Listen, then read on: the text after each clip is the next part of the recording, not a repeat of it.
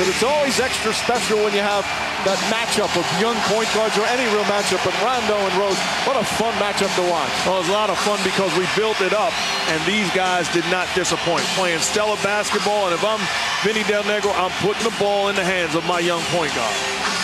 Let's look at the numbers down the line. Filling up a box score. Gordon will inbound. Gordon, Rose, Miller, Salmons, and Heinrich. The three guards out there. Actually, four guards, you count Salmons in many ways. Rose looking. Davis has him.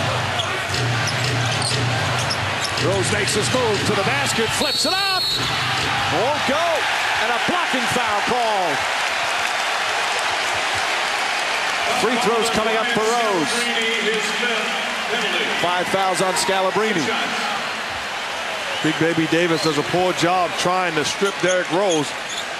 Looks like Brian Scalabrine got there, but got there late.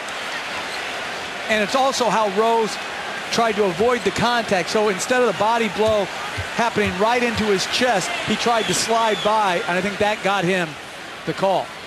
Rose, a good free throw shooter, 79% in his rookie season. Tyrus Thomas, back to Chicago. It's close. Rose does a good job avoiding hitting him directly in the middle of his torso. Nice adjustment. And Big Baby going for the strip like he got earlier in the game allowed him to have a total blow-by. 2-point lead. I'm looking at this Bulls lineup, and all of a sudden now Heinrich has to defend Ray Allen, so you're leaving Salmons on him. I think that's a poor decision, especially the job that Heinrich has done all afternoon long. The crowd rising here at the United Center. They want to stop their team up by 2.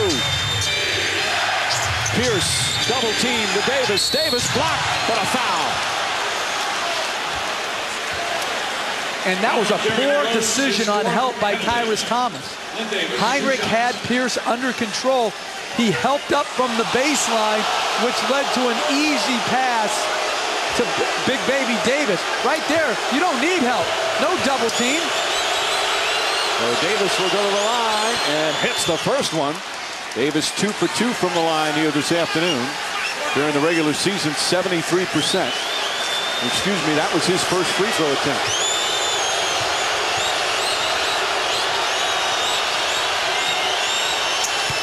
Game. Clutch free throws from both sides. As Davis, who's been quiet scoring, has 6 points here in the fourth. And a timeout call by Vinny Del Negro with 35 seconds remaining. And again, neither team with a foul to give. A reminder, congratulations to the winners of this year's Performance Awards presented by Kia Motors. Dwight Howard, Defensive Player of the Year. Jason Terry, Sixth Man of the Year. Of course, Derrick Rose, Rookie of the Year. Go to NBA.com/awards to see highlights from Howard and Jason's award-winning season and see who's in the running for the upcoming awards. Mike Brown, of course, the coach, and as we mentioned, Rose, the Rookie of the Year, the MVP. Still to come, although I think it's not going to be a big surprise. And this is an interesting decision for Del Negro.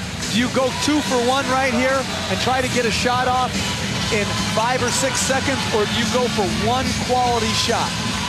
Well, for me, if I'm Doc Rivers, I defend. First of all, I expect a quality possession for the Bulls, but if I'm Doc Rivers, I'm not switching the pick and roll. They're used to that. Now, all of a sudden, I want to keep Rondo on the body of Derrick Rose. Chicago down to 1 timeout remaining. They have 1:20 left. And again, 35 seconds on the game clock.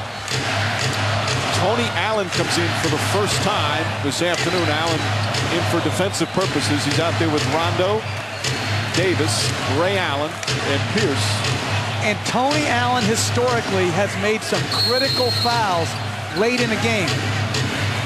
He's on Gordon. Then Gordon on the drive. Gordon to the basket. Banks it in. What a shot from Gordon. Well, the Bulls go up by 2. Timeout Celtics.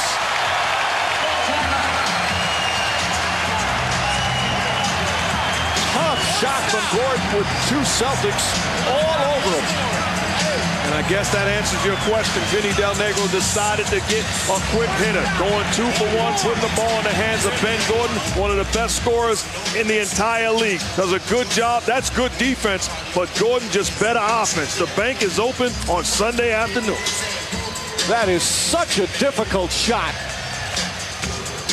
Gordon, who had that explosive 42-point performance in game 2, 16 here this afternoon.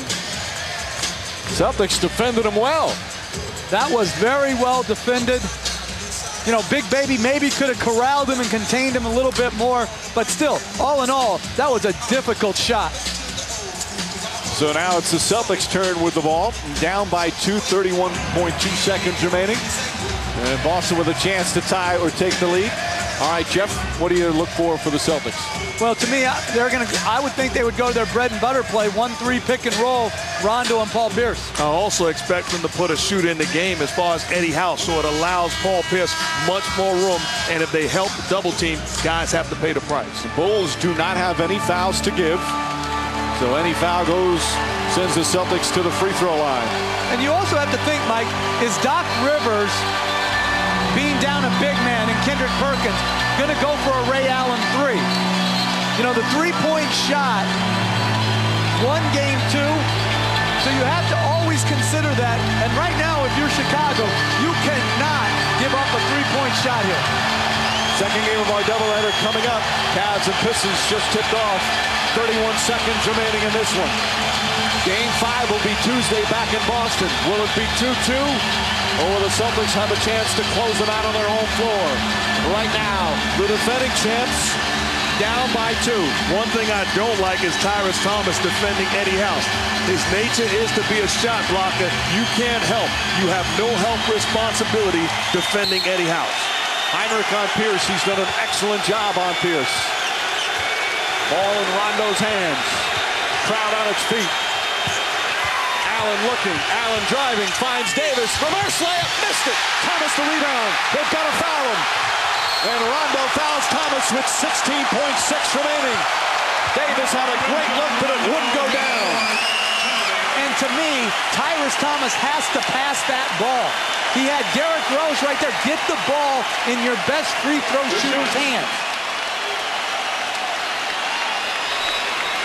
Good execution by Ray Allen. The trap by Salmon has no choice. And then Thomas does a good job contesting the layup attempt of Big Baby.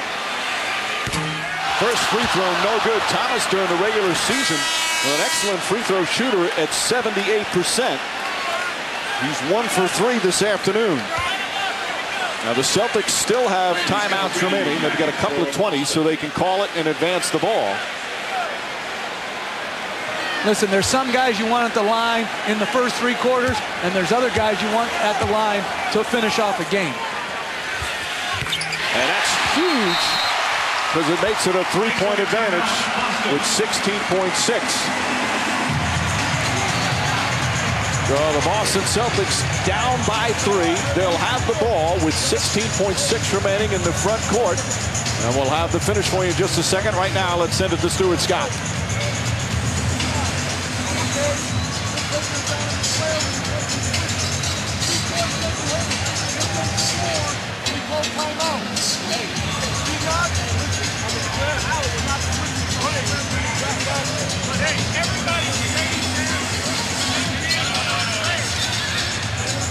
All right, Stuart. And now the Celtics have it. Jeff, they don't necessarily have to go for a 3 with 16.6 remaining and still 1 timeout left. They can have a quick strike for 2.